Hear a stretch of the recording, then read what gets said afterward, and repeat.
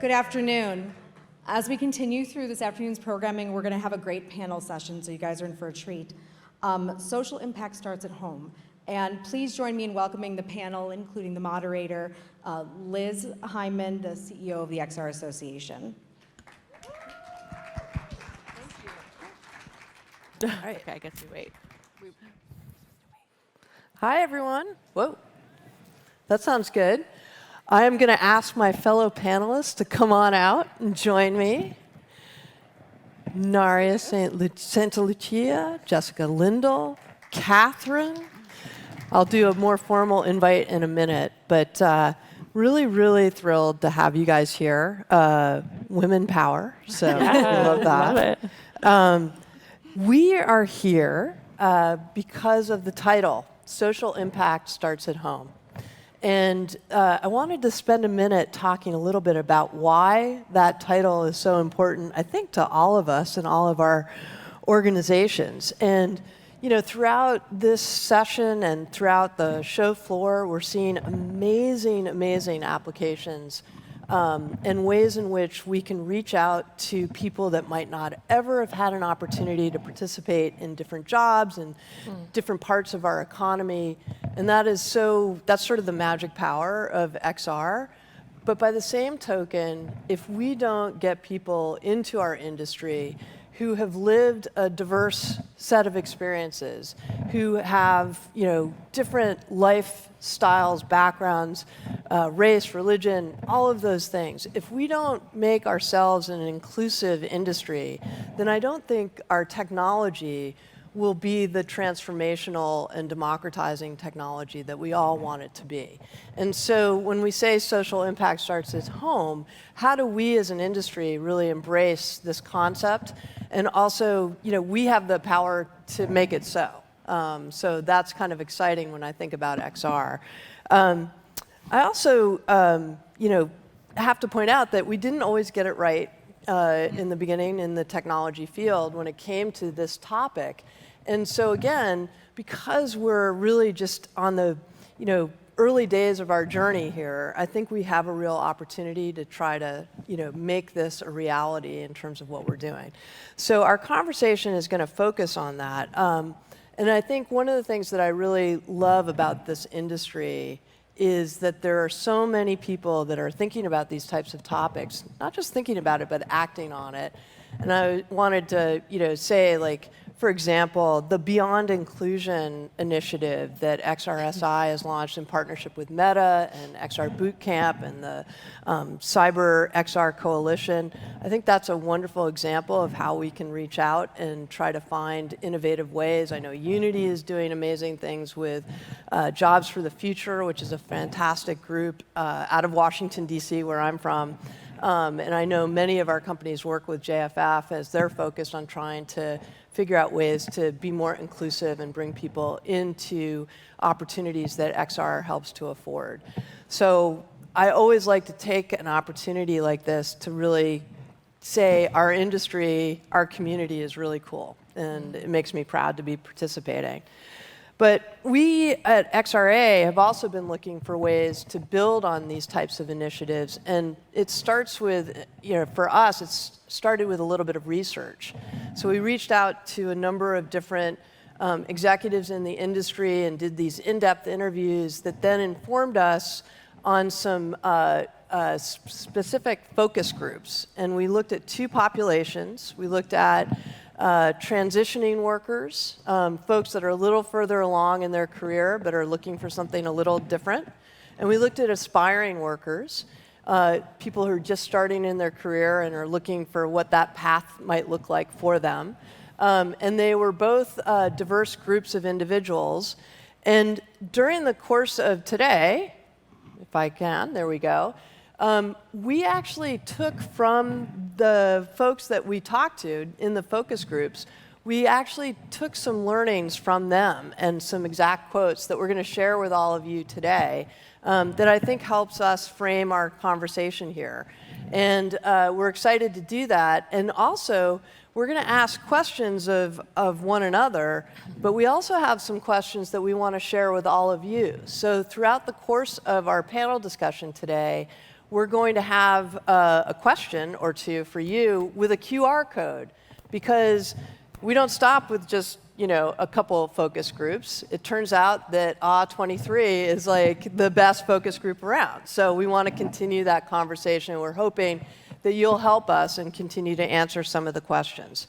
But I think the first place to start is to do some introductions. So as I said, I'm Liz Hyman. I'm the CEO of the XR Association. I am thrilled to be with all of you. So Naria, why don't you start with an introduction and we'll just go down. Awesome. Thanks so much. And hi, everyone. Good afternoon. I'm Naria. I work at Microsoft within our philanthropies team. And I have the very distinct honor of being able to lead our digital inclusion and our community engagement work. And what that really looks like is anchoring on Microsoft's mission to empower every person and every organization on the planet to achieve more, but making sure that that's extending to people and communities that potentially could be excluded. And our biggest focus and our biggest investments that we make around the world are really around skilling and skills for jobs. How can we think about women, other underrepresented, excluded populations, refugees, groups that may not have the same opportunity for economic movement and mobility in the digital economy. How can we get them the skills that they need, training, certification, and then, of course, that connection to a job opportunity. So why I'm so fired up about this topic is that this is an industry that is growing, and I think it's just at the beginning of how it's going to touch every single role, every single sector. And I see that as this really great opportunity to make sure that we provide pathways into it, like Liz said, that are for diverse individuals, for potentially leapfrogging different communities into it. And when Liz first chatted with me about XRA, I was thinking, gosh, wouldn't it be great if we could write some of the ways that we may not have gotten it right in this metaverse, and how would we do it differently? And we have this opportunity to do it. So I'm super fired up. Thank you for having me, and thanks for the conversation. Awesome. Jessica.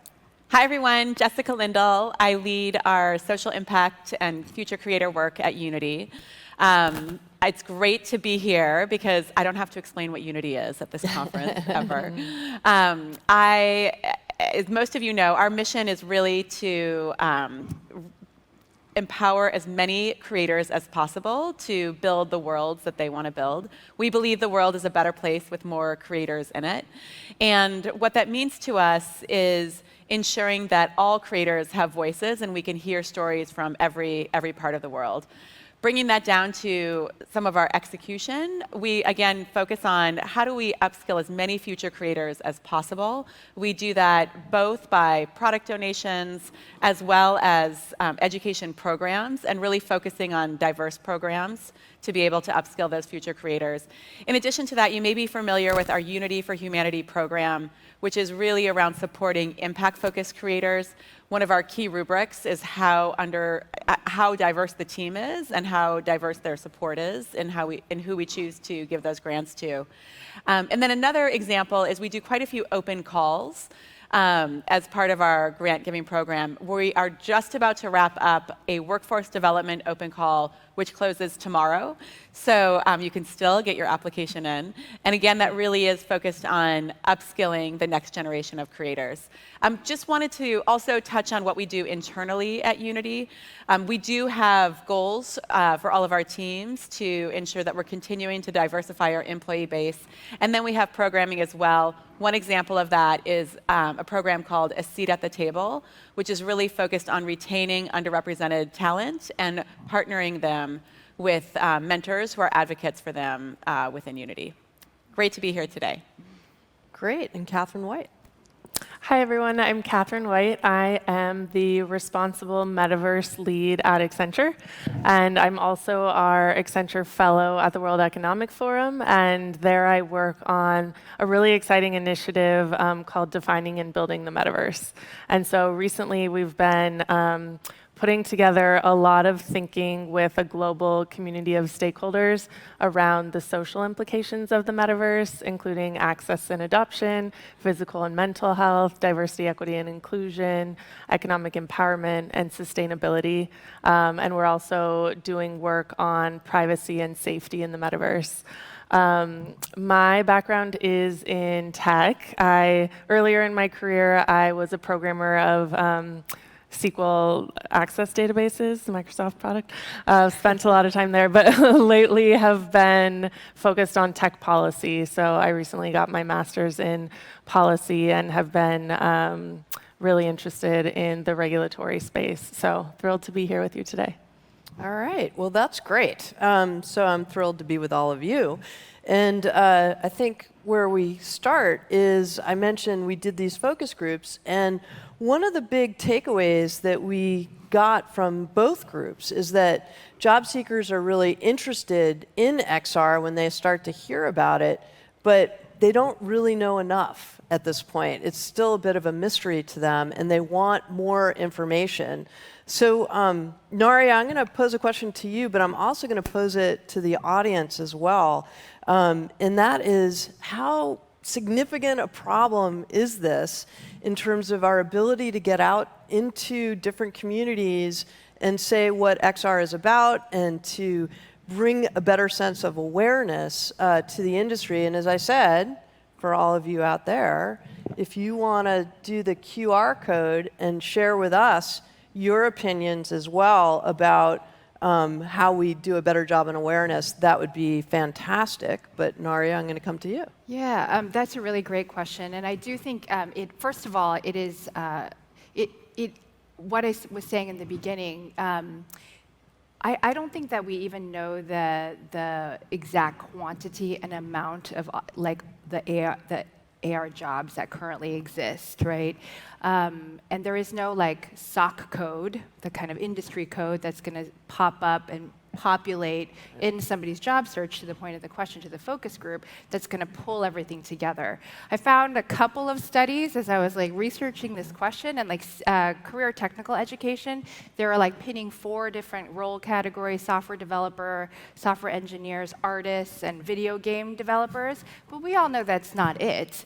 And so first of all, we need an accurate representation. I was actually wondering and asking Liz, hey, is this something as a community we could, kind of look at what are all the roles, let's map that, and then let's map the skills so that people really have clarity, because if you are new, you don't know what you don't know. You don't know if you have the skills that are relevant for these roles. So that's number one, is we need to quantify and have the data to understand the issue. Secondly, I think once we do that, we need to really get into all the systems, like how we approach workforce in general, right? So got to start early, got to start at that K through 12 level to get people, young people are already excited about these careers, and it's not them that I worry about, it's actually the counselors that are really training and talking to young people about their pathway. I am not joking, my daughter took the kind of, what job should you have? And she got carnival cage operator. Okay, and she can she knows Python, and that's what she got, because those data sets are so old. So that's a systemic issue that we need to really think about when we're thinking about the training and the ecosystem of those counselors. And then we need to think about higher education. Students are about to go out into the workforce. How can we show them the skills that they need again to gain a role? And then who are the people currently in the workforce that have adjacent skills that we can really connect into these new opportunities? And then finally, I think the call to action is all of you in this room and all of you who are watching. You are going to have people in your network. Open up your network to somebody who can have the capability in one of these jobs, and encourage them. I think that's one of the most powerful ways, is to kind of expand the diversity and expand who gets a shot at these jobs. So. That's a great answer. Does anybody want to add in? Or I had a couple of thoughts, but go ahead. Yeah, I think one of the most obvious opportunities that we have is 90% of young people game on a regular basis. 70% of adults are gaming on a regular basis. That's a very natural transition into thinking about the XR space. And so that's one area we tackle it is where our people already interacting with this technology that's the foundation for XR jobs. And Naria, a light bulb went off when you asked who is actually looking at what the career paths are. I mentioned Jobs for the Future, and they've actually been working on trying to define some of the career paths, as far as I know. So that's something to keep an eye on, Yeah, for sure. absolutely. They're Yeah. +1. They're Yeah. excellent organization. Yeah. And yeah, I think that's a great way to start thinking about these. I'm horrified that that's what your daughter was. Also, by the way, this is a great video. I know, The chair yeah, is like, so if you see this, that's what's happening. Deep. Like, It sounds like a cool it's job, deep. but maybe maybe a little random. So that gives us to our next topic. So one of the takeaways that we saw is that that this technology is so exciting, and it's something that people can get really kind of revved up and passionate about. And I just loved that that was the reaction that we got. But Kathryn, I'm going to come to you because I think passion is great and excitement are so important to getting people into these types of careers. But how do we translate that into sort of measurable action? So it's good to be psyched, but what do we do? How as companies and people that are in the industry, how do we encourage talent of diverse backgrounds to really take that plunge? Yeah, that's a great question. I can definitely see where the passion comes from just walking the expo floor here today. I think like your heart starts beating a little bit faster because everything is so imaginative and inspiring and cool. So I see where that comes from and why there's confusion like, okay, but how do I break into this space? Well, I think that we, big companies like ours should attract and encourage diverse talent to pursue careers in XR because it's really the new frontier of the world. And I think those that build these new digital spaces are going to be the ones who benefit most from us. It serves the people who build it. And so for people who want to be change makers in the world, getting involved in building the new digital spaces will give them a voice and a seat at the table to change cultural norms and societal norms. I think, Naria, you made a really good point about the skills, though. So taking passion to, that hard place. It's really important to be a vigorous and continuous learner. We emphasize that at Accenture a ton. So adjacent skills, great point. At Accenture, we're encouraged to take adjacent skills and build on top of it, create new skills. I came from the blockchain space to this space and have been, ramping up myself. So I think the good news is that there are so many different skills needed in this space. It's not just programming and scripting, it's user experience, there's problem solving, there's collaboration, there's communication. You need to work with cross-functional teams. You also need to have knowledge of policy and law and regulatory context. So there are many skills that people of diverse backgrounds can bring to the table. And then firms need to reach out and encourage people to choose XR. The best program that I was involved in at Accenture was a mentorship program. I was paired with 3 college juniors, women of color, majoring in computer science for their spring semester. And I just called them, one-on-one. We had a chat, like, how are your professors? How are your group projects going? What are you thinking about for your internship? And they were also dealing with being in college during a pandemic and having to go back and forth from their parents' house. So a little bit of just getting to know each other on a personal level and getting through the pandemic together. But I think that made me realize how difficult it is, even for people who know that they want to get into tech.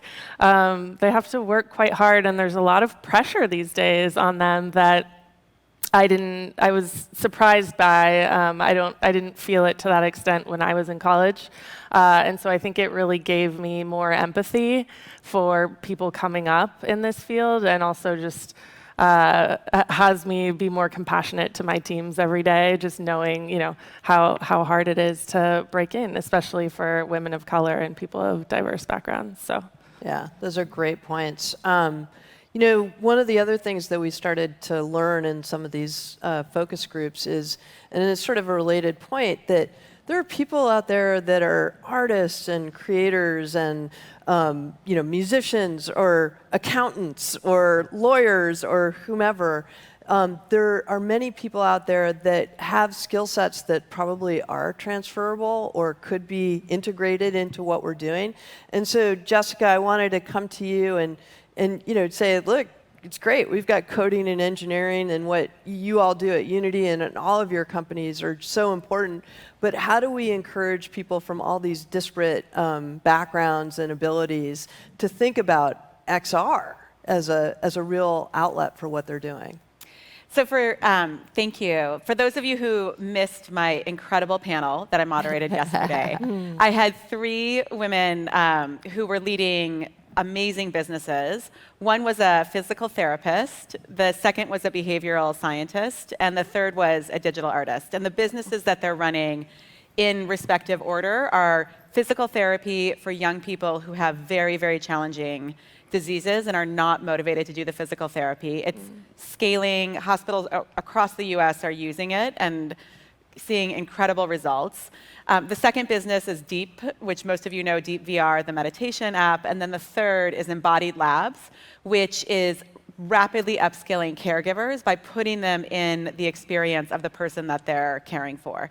None of the women had any technical background or a desire to quote unquote get into XR. They just had a personal problem in their life that they wanted to solve. And the best tool to solve it was an XR experience. Similarly, there is, again, just to kind of broaden the group, there is a retired Air Force colonel who put on a headset in the beginning of the pandemic, and she was like, oh my God, this is exactly, when she was still in the Air Force, she's the chief nurse of the Air Force, this is exactly how I need to scale the COVID rapid response training that we need to do.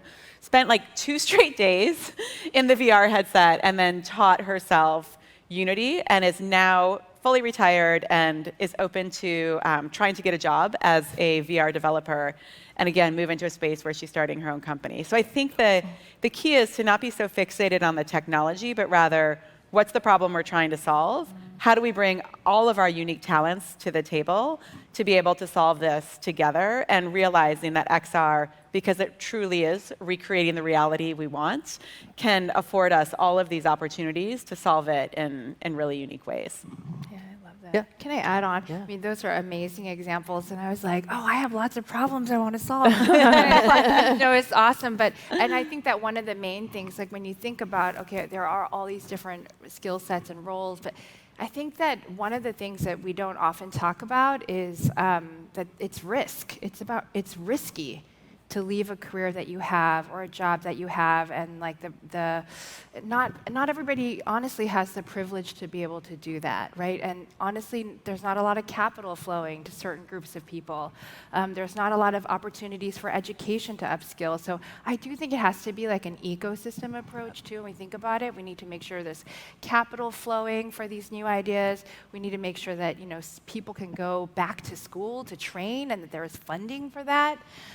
Because without like most people, or many people, especially people who have other obligations or may not already come from backgrounds that can support that kind of risk measure, they'll continue to not have that opportunity. Yeah, I feel like it's a layering process. That you could start from where you live, so to speak. Whatever your experience is. Find that inspiration, like taking care of your parent who had dementia. Now what do I do? And you find some solutions that are out there and carry it forward. It's an extraordinary opportunity and time to sort of live out some of those goals that we have. So that's great. And I think, sorry to interrupt, but I do think one area that we haven't brought up is how fluid these opportunities are, that we're not advising to go back and get another 4-year degree. We're continuing on this rapid upskilling. Yeah. Our chief marketing officer started off as a entry-level QA person after he graduated high school. Same with our head of technology, who runs all of technology for the Unity editor. And so just the idea of getting into an entry-level position in an organization that's going to promote and support your career is key. And I know many of you in this industry are working for smaller organizations, not requiring a minimum of 2 to 3 years of work experience before you're coming into the role, but just having the opportunity to mentor and bring somebody along. So. Yeah, we're going to come back to that topic. Okay. That's a big one. But the next sort of big takeaway that we had when we talked to people, rightly so, we're all focused on diversity, equity, and inclusion, and it's become sort of a buzzword, DEI. And it's important, but both with aspiring workers and with transitioning workers, to be honest, there was a little bit of skepticism around sort of formalized DEI programs. And I understand that. There we go. Had a moment with the clicker. But when you then get down to the basics of, well, is there value to having diverse teams that come together and iterate and create and innovate? Then the answer was a resounding yes, right? That was the attraction. So, Kathryn, I think this comes down to authenticity. And how we try to get beyond prescribed programs and really think about real examples and how we encourage that diversity, equity, and inclusion because it leads to great things. So I was wondering if you might be able to speak a little bit to that. Yeah, I don't think there's... Wait. Oh. And, sorry, I knew I was going to do this. For the audience, if you can also think about this question and then... there you go. Let us know. But sorry, Kathryn, go ahead. Yeah, I don't think there's any recruiting program that can solve this. I think you have to live it in your organization every day. And in the age of Glassdoor, candidates have easy access to anecdotal evidence about how diverse and inclusive your workplace actually is. And Glassdoor has a rating that they've generated on DEI. So there's no tactic that can get around that. At Accenture, we're a big company, and we realized we needed to move the needle. The workforce was already large and in place. So in 2016, we made some goals, and we actually published demographic data for all the US workforce. And we included race, ethnicity, gender, disabilities, and veteran status. And we've done so every year since. And then at the board level, actually already 50% of our directors are both ethnically and racially diverse, and 50% are women already, including our board chair and CEO, Julie Sweet. But of course, it's also very important to have diversity at the entry-level positions. And so we do have a really awesome program called our Earn and Learn apprenticeship program, which brings people who maybe haven't gone to a traditional 4-year university or college into the workforce because of the skills that they've built or demonstrated, and creates a learning program within their job where they're earning and learning on the job. And actually 20% of our goal is to have 20% of our entry-level positions filled from people from our apprenticeship program. And then across the board now, we do have 60% of our overall candidates are racially and ethnically diverse, a third are women, and a fourth are veterans or military spouses. So, big organizations have to be transparent about it. You got to put it out there, you have to make goals, and you have to measure it regularly, and if you can do that publicly, even better. For small startups, I think there's a different opportunity. It's important to build a diverse team from the very beginning. And often that doesn't happen because startup founders are interviewing candidates on their own in an informal way. There isn't an HR department or a set process yet. And so what happens is, because of unconscious bias, which is totally unintentional but very powerful, the founder may end up with a pretty large homogeneous team, And once you have that, it's more intimidating for diverse candidates to attract to the company. So if you get up to a team of 50, it's going to be unlikely that someone different from them would feel comfortable and included in that space. So really important to start from the beginning if you can as a startup. Yeah, and Naria, I think Microsoft also is sort of very committed to the transparency conversation. So. Yeah. I also want to just do a plus 1,000 on that apprenticeship program that Accenture runs. It's the gold standard, and we have partnered in a couple of local markets on it, and it's just exceptional. I agree with everything. And the one thing I would just add on, publish the data, make sure you have pathways, make sure you're setting goals and targets at every level. Microsoft has definitely done that after 2016 as well. But the other thing that I think is really important that we've tried to do is really think about our supply chain and how can we really make sure that we're hiring from, kind of using diverse suppliers and everything that we do so that we can also, again, help support the ecosystem too. Yeah, and I wonder, Jessica, not to put you on the spot, but I mean, as the organization that really thinks about world building and creators, this notion of authenticity and what you get when you have a diverse team, creating these amazing experiences, and that's what's attractive. And I wonder what you've seen in that regard. Yeah, I mean, I think from an external creator perspective, one of the things that we've really started to understand is it's not just diversity in race and ethnicity and gender, it's diversity in lived experiences. And when you go through these lived experiences, you're bringing to the table new approaches to problems that haven't been solved before. And I think that's the uniqueness, the proximity to the challenges that we're trying to solve, and a personal lived experience of, I know how to solve this in a different way. Yeah, and that's the excitement, I think, and the authenticity that we were trying to get at, right? When you develop those types of solutions, it really is attractive. You want to be a part of that, I think. Yeah. So, well, that gets us to something that you all started to touch on. And I think it's so important. I think, we have an opportunity here to reach out to people, and what we learned through the focus groups is that sometimes unconventional learning opportunities, beyond the 4-year college degree, right? We're talking boot camps, we're talking apprenticeships, we're talking internships. That has a power, a resonance with people of all different backgrounds. It's a little easier to get in and learn these experiences and sort of get to it. But, and I think, I can't remember who it was, but somebody said, sometimes the challenge is that people who are looking to hire require a 1 to 2 year experience. 2 to 3. Yeah, 2 to 3. Okay. So you can hire. Degree. Yeah. Yeah, and a degree. So we have a bit of a gap, and I'm trying to figure out how we bridge that gap between really innovative ways to provide training and upskilling and education. And then how do we then get folks into good jobs in the future that they want to envision? So again, I would like to pose that to all of you out in the audience, but I want to take a good chunk of our time to sort of chat that one through and see what are the ideas, what are the strategies that we might be able to use to break down that barrier. So I don't know who wants to start on that one. So Jessica, you want to? I'll continue. Yeah? Sure.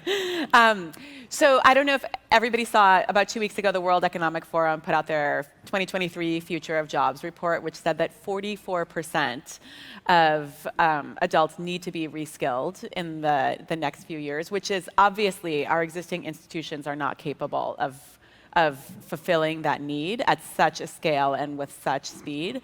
And so I think it's not even just about how do we think about this for our entry-level talent, it's how do we get this right for all of the talent in our organizations, and continuing to upskill through our work as part of our work, not a take time out on the side or take a separate course. And so that's something that we've thought deeply about at Unity. I'm sure all of you are also in this, what is generative AI craze and how is it changing our day-to-day lives? My advice is I take it a page out of a gaming handbook, which is think of these opportunities as exploring new worlds. Think of yourself as iterating and tinkering in your job as you kind of push into these new skills. Create your own communities of practice or communities of learning within your company or within kind of broader communities so that you can be upskilling while you're in the job and it's not taking a huge chunk out of your day or out of your career to be able to gain these new skills. And we apply that same model to our entry-level talent.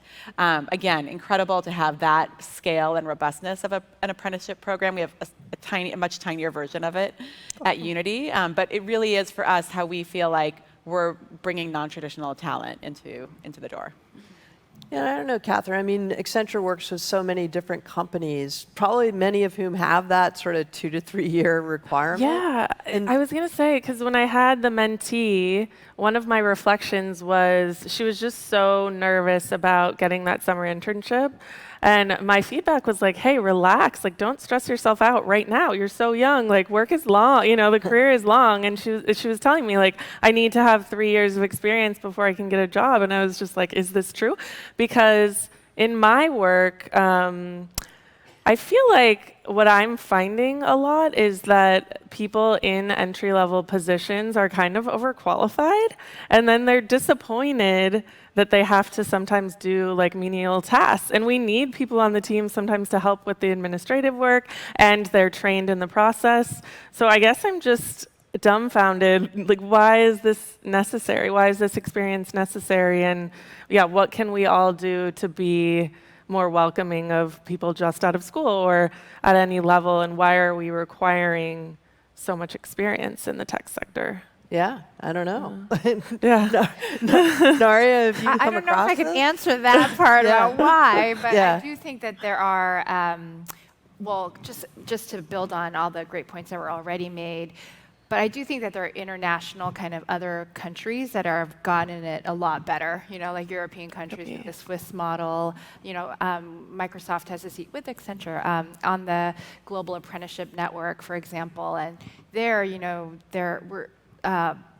it's already in the DNA, right? And it's not really even about the funding and all the kind of infrastructure that goes into the apprenticeship. It's also how they're valued by the employers, right? The employers are like just as equal to getting a degree as doing, or even better, is doing an apprenticeship. So I think there's something we can learn there. Another country where, you know, I always look for kind of, oh, this is inspirational and really interesting, is Singapore, where they have a lifelong learning credit, where everybody gets $500 in their account to learn. And it's not about the money, it's about that endowment effect. Like, I got this, now I'm going to use it. Now, I guess most people are like using it for flower arrangement and learning Korean for K-dramas. But beyond that point, I think that whole lifelong learning, Jessica, you're saying, is so important to kind of put that into the conversation and make sure that it's kind of the standard that we really think about. And you know, we are in a generative AI moment, right? An AI moment, and I also really think a lot about generative AI and kind of these large language models and how will that, you know, it's going to be a co-pilot for people to do more. But I think that if we're not careful, right, senior people who already can kind of do that critical thinking, they're going to be fine. Like, we're going to be okay because we're going to use it as a tool and do even more and, like, you know, kind of supercharge our work. But I remember when I was a lawyer and I started out my career, I'm the one who did all the case summaries. But now if the large language models can do that, you know, how do we make sure that we have an on-ramp for entry level, for earlier in career people to continue to like build up those skills? And I think that we should take a look at those apprenticeship models as one of the ways that we can really think about that. Yeah, I mean, there actually is a national apprenticeship program, and I think for companies large and small, they should get onto the Department of Labor website and take a look at that and see if there's ways that they can work with and develop their own apprenticeship programs to feed into that. I would imagine many states and localities also are trying to support Yep. such efforts, but it's not as well defined and as funded and supportive as you find in Europe. And my colleagues would kill me, but we have one too. It's called Microsoft Leap, and it's a registered apprenticeship Yeah. because it's a short-term apprenticeship. It's not that hard to do for companies to kind of get into that. Yeah, no, that's fantastic. And the other thing that I take from your comments is trying to have, funding or just a little bit, it doesn't take a lot, to do sort of career enhancement and training for all of your employees, no matter what sort of stage of their career that they're in. And I think, for so many of our fellow XR companies, they're in a startup phase or in an early phase of their development, and it seems like every penny counts. But it could be $500, and it makes all the difference in terms of what type of coursework or opportunity you might find. So I don't know if that's, you see a lot of creators along the way, and is there a way to sort of, remind folks of how important it is to give those opportunities along the way? Yeah, absolutely. Yeah. So I think lots of lessons learned. I'm so grateful that we did these focus groups because it gave us an opportunity to hear, really directly from young and transitioning workers. It is a lifelong process here. With AI now becoming so prominent, we really do need to step up our efforts, actually, I think is really what we're talking about. I applaud organizations like Accenture that has been using virtual reality, for example, to onboard how many thousands of employees at this We have 800,000 now, so I think it was 90,000 that we had taken through the virtual onboarding, Yeah. which is crazy. That's amazing. And I was thinking also somebody mentioned, making sure that this is in our educational system. And I know, Dr. Messina Morris was here earlier from Morehouse College, and, how that was incorporated into teaching, all kinds of serious coursework throughout a student's life. And so hopefully all of these moments, whether it's in high school or college or as we're going out to workforce boards across the country, that there are many different touchstones that people can start to experience what XR is and how it can support and really lift up the work experience that we all have. So that I'm very grateful for. I know we're a little ahead of time, but we did want to open this up for some questions from folks. You have some wonderful people here who have been working on this topic for a while. So if anybody has a question, please feel free to come on up to the mic and introduce yourself. And we're happy to take that question. So we'll just give it one moment here. Perhaps. Go for it. Yeah. Yes, just really quick, thank you for the panel. I am a combat veteran, so when I got out of the Army, I was trying to find my way into tech, and I was very fortunate to have a wonderful organization that was super embracing of my career. As a disabled veteran, I always get apprehensive to check that block on disability or combat veteran, anything like that. What advice would you give to other career seekers in their apprehension to acknowledge they have a disability at the application process? So I just want to make sure I got the question right. You want to know what advice would we give to somebody, like you have to mark who, put down who you are or what your background is? Yeah, in the application process, there's always that question that Okay. says, do you have a disability? And for many years, I've always put no. Out of that fear that this may cause an apprehension to hire me because of whatever. So Okay. just curious. Yeah, I just wanted to make sure. Does anybody want to? I mean, I grapple with the same thing. So I'm deaf in my left ear, and some people have invisible disabilities, and so maybe you could get by and no one would ever know. So why check the box? I'm with you. I have never checked it, and grapple with the same question. I guess based on the transparency that Accenture has, they're celebrating a lot of this diversity, and so. I would see it as a positive in terms of how we look at it in the organization, but I suppose that could vary, and so I understand the concern. I share that as well. I wanted to add, though, and I see Ashley sitting there in front. We've done a lot of work with a group called XR Access, which is a group of volunteers and academia and industry that are coming together because we wanted to make sure that this technology would be built accessible from the beginning. And I think one of the things that I've taken away from the work that XR Access does, we have put out a developer's guide for making sure, what are the best practices for making sure that XR is accessible.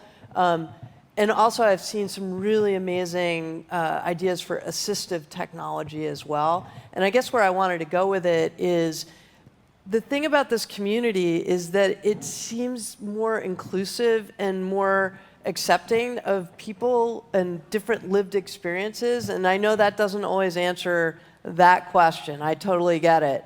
But how we can use the technology to actually enhance your superpowers, right?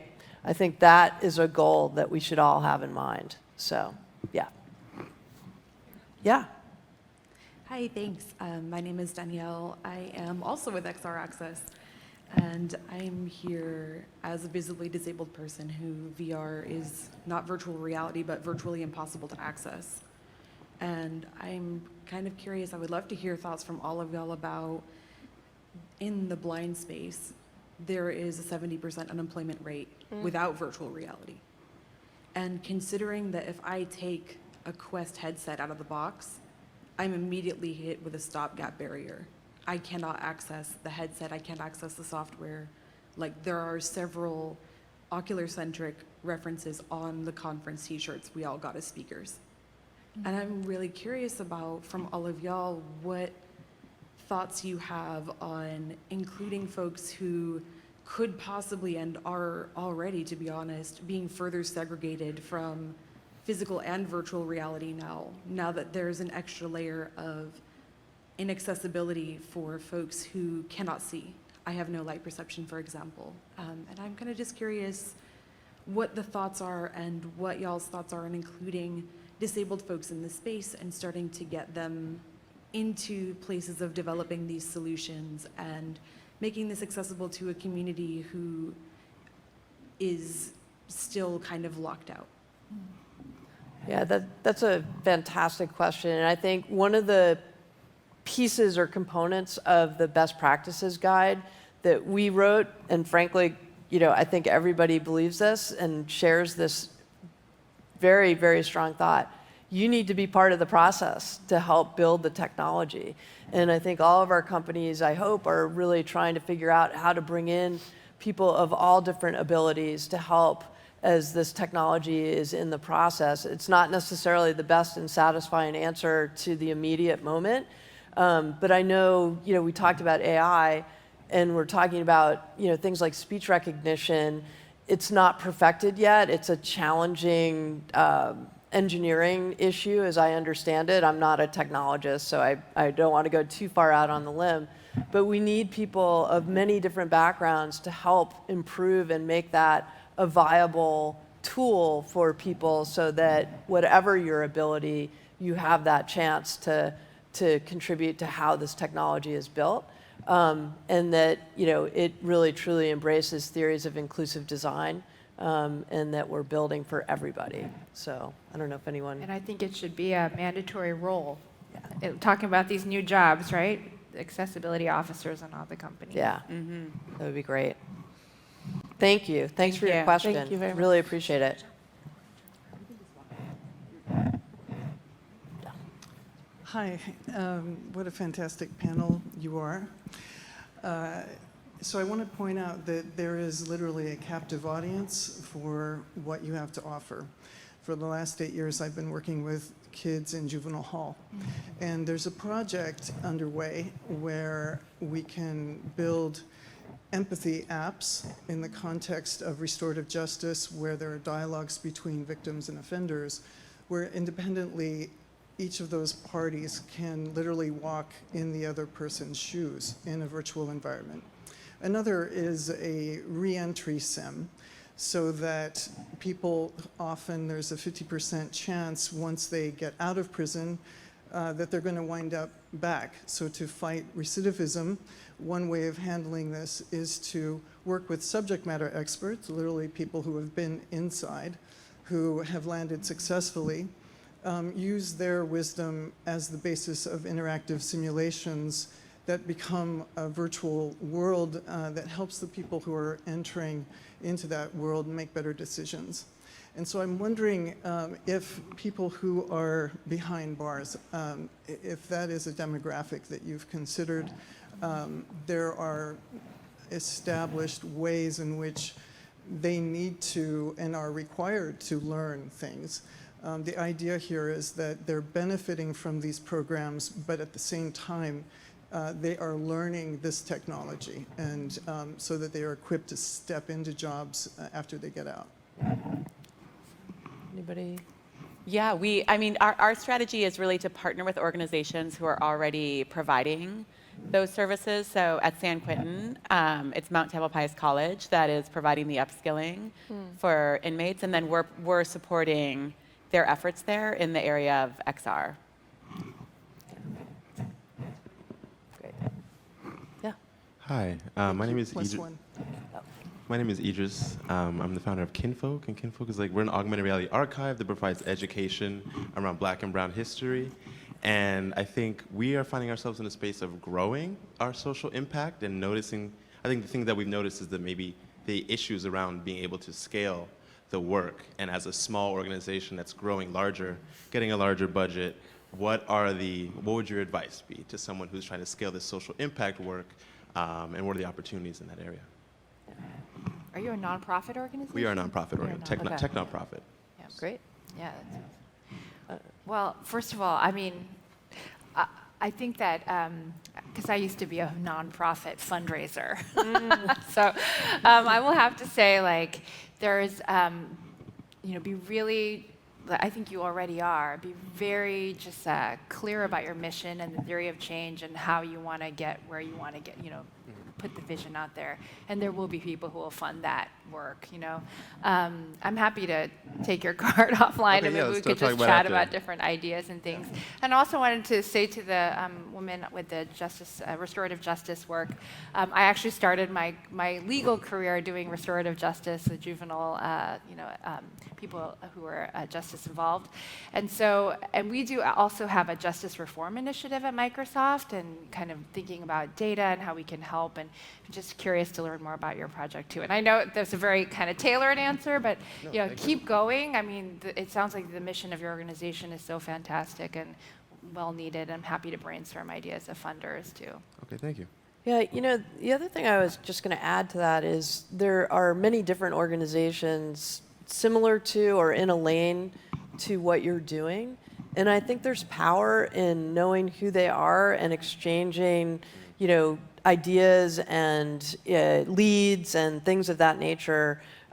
Because if we're going to do this, we need to be a community to succeed. And I think about a group like Praxis Labs is a fantastic organization that is woman-owned, minority-owned, and is doing HR and sensitivity and HR training. And that's a great group, I think, to sort of look to and see how they're doing. I know there are all kinds of organizations, whether it's Girls That Code, Women That Code, Black and XR, there's many different groups. And I think it's about, really relying on each other and your experiences to help build the community that will help succeed and help for the scaling up. I don't know if that's too helpful. general, That's but helpful, thank you. yeah, that would be great.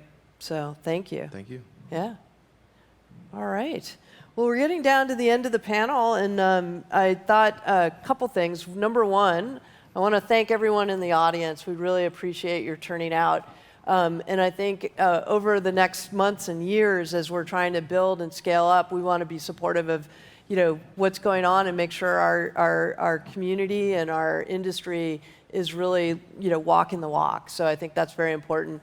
I will put in a little bit of a plug here. XRA is down at booth 509.